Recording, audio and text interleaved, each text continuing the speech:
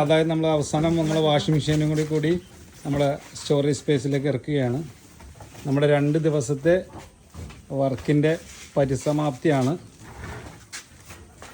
നമ്മൾ തൃക്കാക്കരയിൽ നിന്നുള്ള 2 സ്റ്റോറേജ് വില്ലയിൽ നിന്നും നമ്മൾ സാധനങ്ങൾ എടുത്ത് 2 ദിവസം കൊണ്ട് പാക്ക് ചെയ്ത് നീറ്റായി നമ്മുടെ വേറെ സ്റ്റോറേജ് സ്പേസിൽ അറേഞ്ച് ചെയ്ത് വച്ചിരിക്കുന്നതിൻ്റെ വീഡിയോ ആണ് നിങ്ങൾ കാണുന്നത്.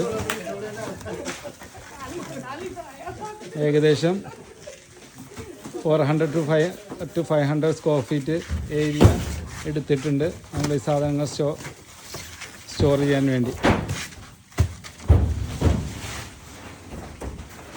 നമ്മൾ ഫുൾ ടീം രാത്രി 11 മണിയായി. നമ്മൾ